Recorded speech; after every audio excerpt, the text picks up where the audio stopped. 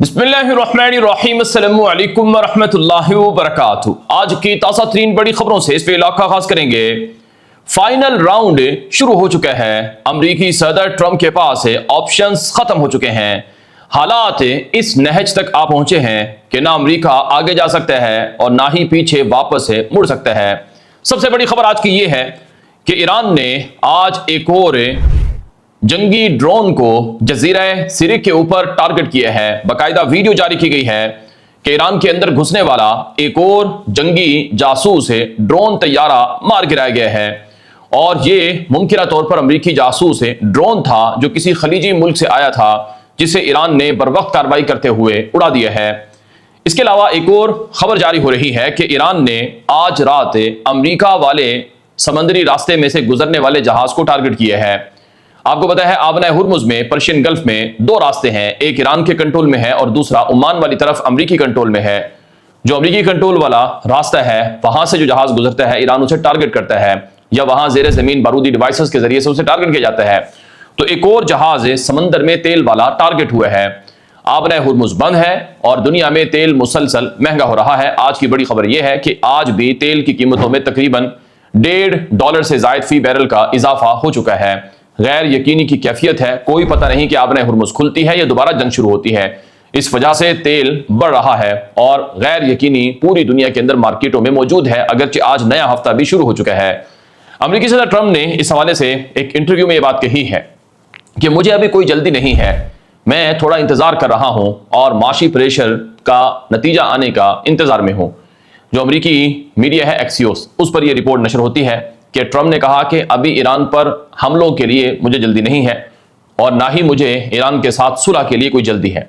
अलबत्ता ईरान के ऊपर जो मुआशी प्रेशर है वो बढ़ता रहेगा और ईरान का मुहासरा नेवल ब्लॉकेट पहले से ज्यादा सख्त कर दिया गया है। अमरीकी फौजी इदारे सेंटकॉम ने आज अपनी ताज़ा प्रेस रिलीज के अंदर कहा है कि हमने ईरान के बाहरी मुहासरे को सख्त कर दिया है। ईरान में कोई जहाज तेल का या कोई भी किसी भी तरह का जहाज नहीं जा सकता है और हमने मजीद 20 जहाज़ों को ईरान जाने से रोका है और ईरान के अंदर इस वक्त तेल बिकना बंद हो गया है। उनके तेल के कुओं का जो मुंह है वो भर गया है और अब उनकी जो सलाहियत है वो ख़त्म हो रही है। तो एक तरफ अमेरिका ये दावा कर रहा है कि हम ईरान को चुकाने के लिए मुआशी दबाव, मुआशी मुहासरा और बाहरी मुहासरा सख्त किए हुए हैं, तो दूसरी तरफ ईरान अमेरिका को झुकाने के लिए आबना हुर्मुज को बंद करने और वहां तेल वाले जहाज़ों को टारगेट करने का ऐलान कर रहा है।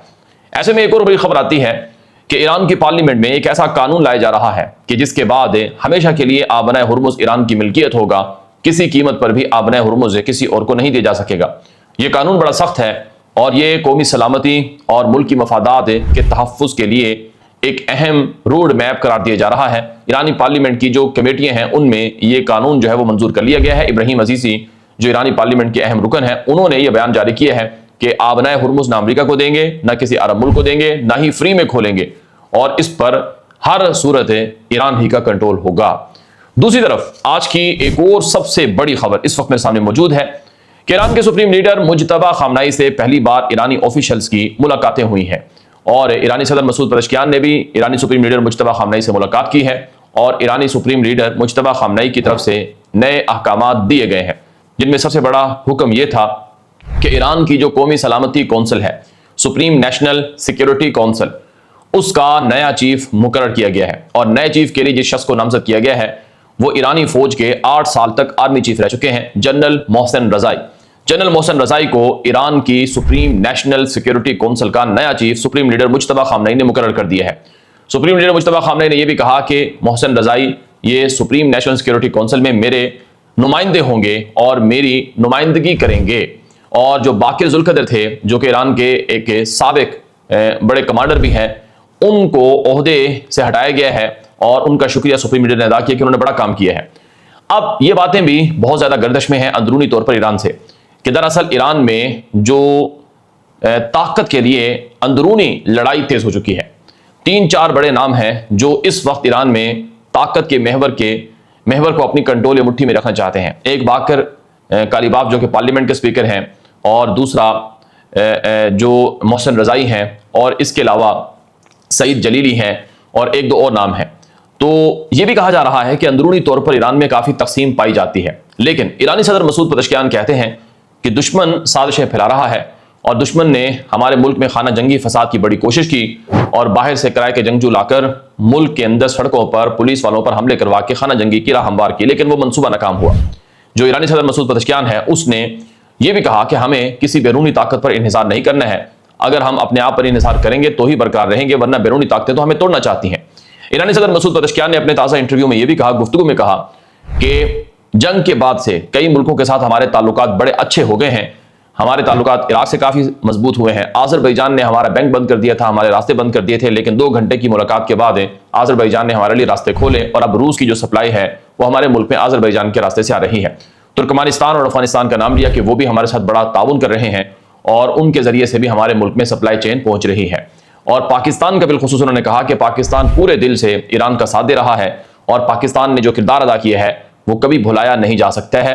اسی طرح سے ترکی کا بھی نام لیا اور دیگر ملکوں کا بھی کہ وہ ہمارے ساتھ جنگ کے زمانے میں بڑا اچھا تعاون کر رہے ہیں۔ ناظرین کرام، آپ کو پتا ہے امریکہ نے سمندر سے ایران کا باہری محاصرہ کر رکھا ہے، لیکن ایران پاکستان کے ذریعے سے افغانستان، ترکمانستان اور دیگر ملکوں کے ذریعے سے اپنے ملک میں جو تجارت ہے، کھانے پینے کا سامان ہے، مختلف طرح کی چیزیں ہیں وہ لا رہا ہے۔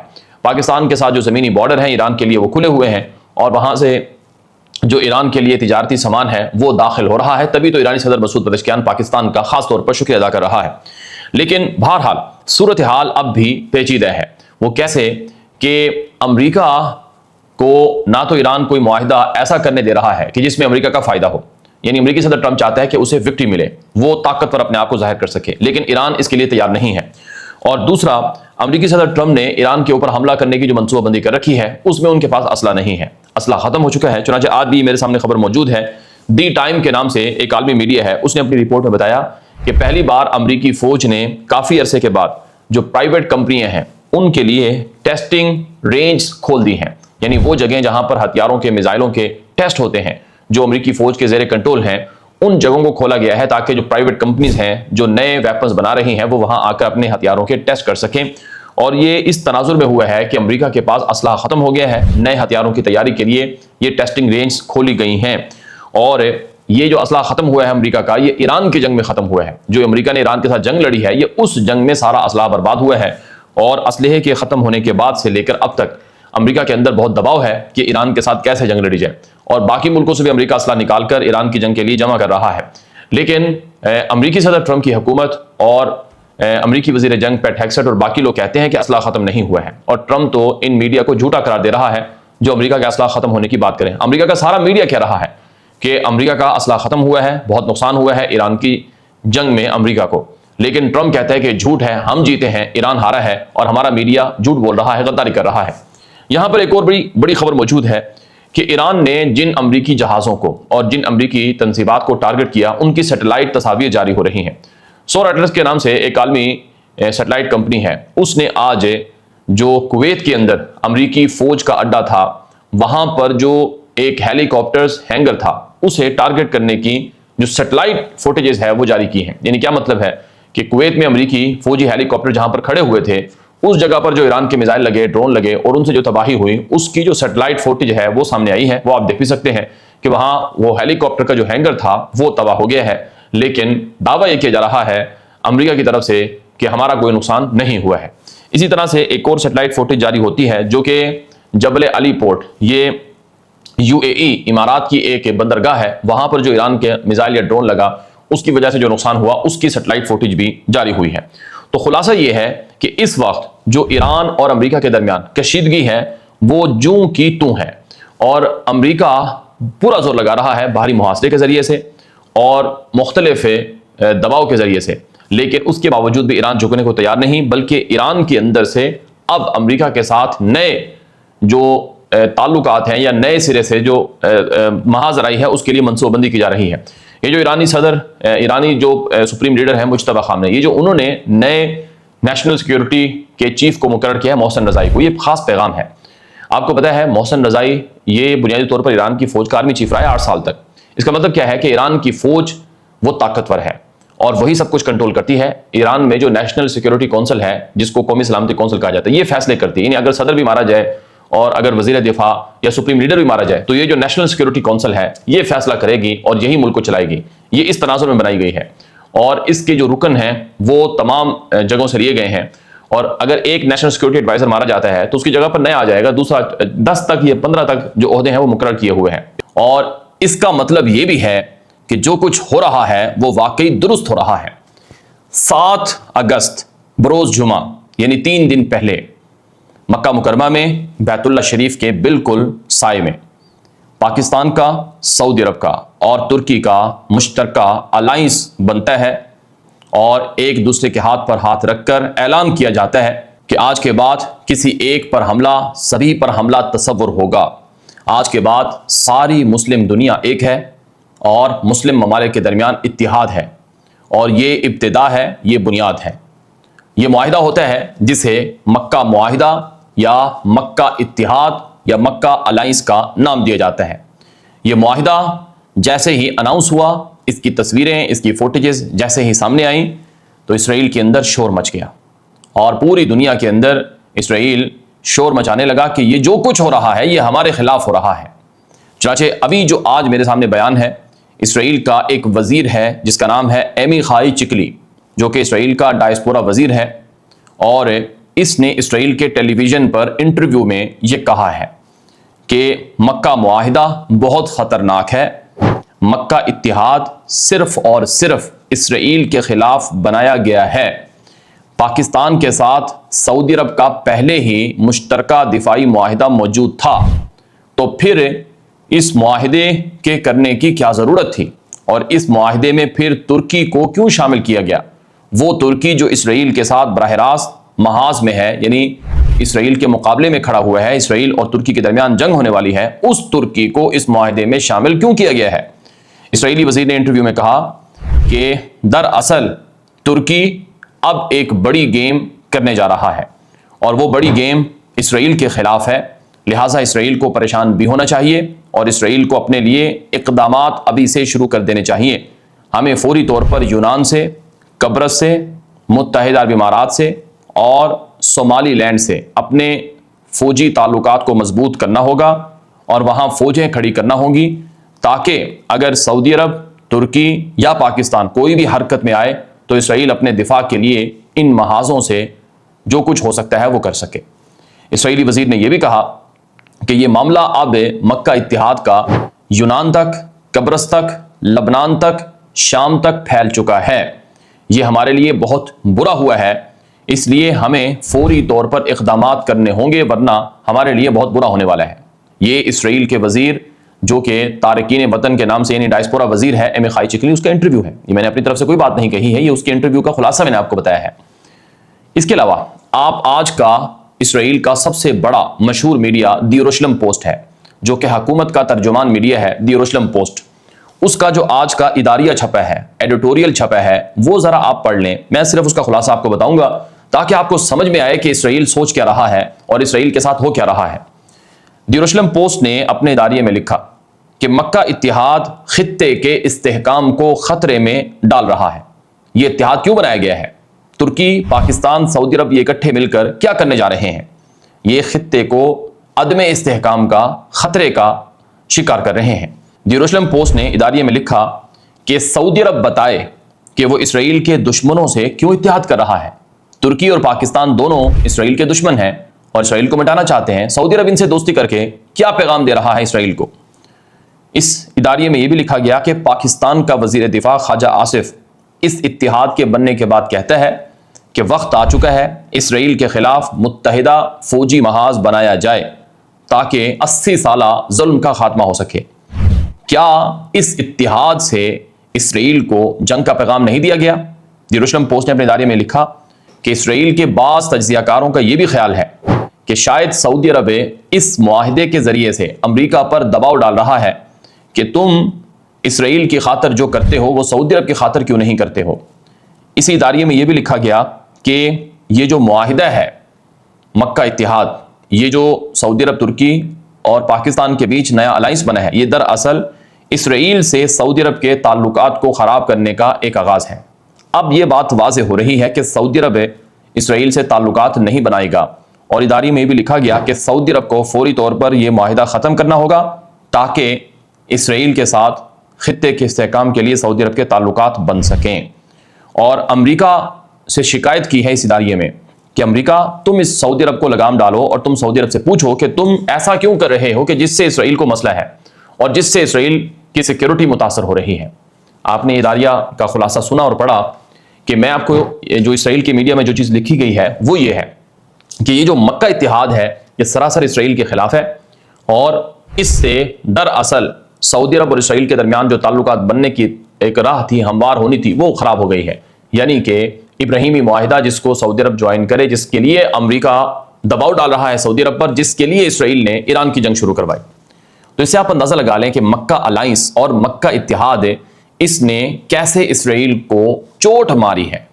اب ذرا آپ یہ ایک اور خبر دیکھ لیں، جو معارف اسرائیل کا یہ ایک اور میڈیا ہے، ڈیجیٹل میڈیا ہے، یعنی کہ یہ بہت زیادہ پڑھا جاتا ہے، بہت پرانا ہے۔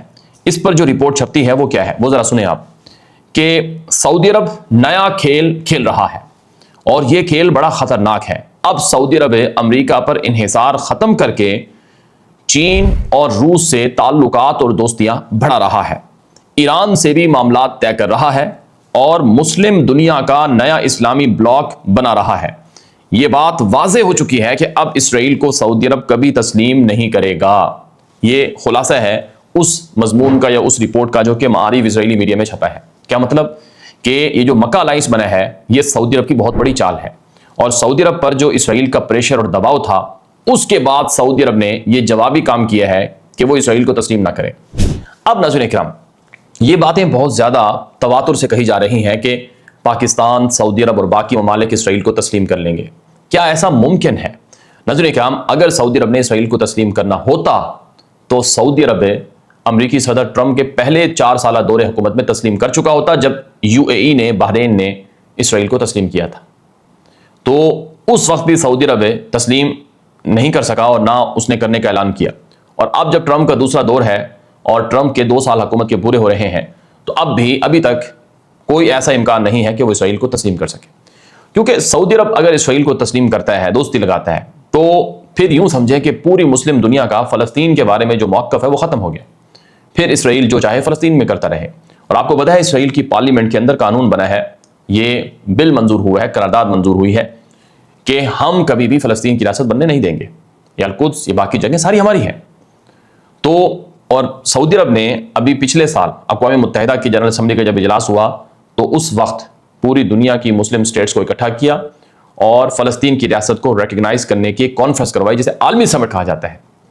تو بات چیت ایک نہیں ہے، یعنی جو آپ کو میڈیا پر جو چیزیں نظر آ رہی ہیں وہ سب سچ نہیں ہے، کچھ چیزیں وہ ہیں جو بتائی نہیں جاتی ہیں اور کچھ نظر نہیں آتی ہیں۔ تو اس لیے دماغوں کو، ذہنوں کو وسیع کر کے سوچنا ہوگا۔ اب یہ جو مکہ الائنس ہے یہ نیٹو طرز کا الائنس ہے، اسے نیو مسلم ملٹری الائنس بھی کہا جا رہا ہے۔ کیا مطلب؟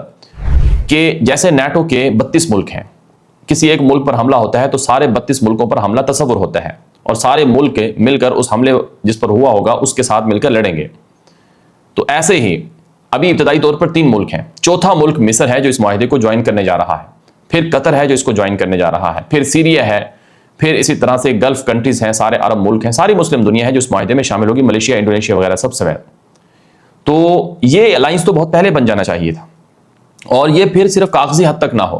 جو ابھی پریکٹیکلی جو چیزیں ہو رہی ہیں ان کے مطابق یہ کاغذی الائنس نہیں ہے، یہ وہ الائنس ہے کہ جو مشترکہ موقف اپنائے گا۔ اب یہاں پر کچھ لوگ یہ بھی کہہ رہے ہیں کہ مشترکہ معاہدہ ہوتا ہے مشترکہ دشمن کے خلاف۔ پاکستان کا ایک سابق سفیر رہا ہے امریکہ میں، حسین حقانی، اور بڑے سکینڈل اور مختلف طرح کے معاملات میں وہ بڑا مشہور بھی رہا۔ حسین حقانی نے اپنی ایک پوسٹ میں لکھا کہ یہ جو پاکستان، سعودی عرب، ترکی کا الائنس بنا ہے اس کا کیا فائدہ ہے؟ یہ تو مشترکہ دشمن کے خلاف بنتا ہے، الائنس ہوتا ہی مشترکہ دشمن کے خلاف ہے، مشترکہ الائنس لڑنے کا۔ اب پاکستان، سعودی عرب، ترکی کا مشترکہ دشمن کون ہے؟ کوئی بھی نہیں۔ پاکستان کا الگ دشمن ہے، ترکی کا الگ دشمن ہے، سعودی عرب کا الگ دشمن ہے، تو یہ الائنس کام نہیں کرے گا۔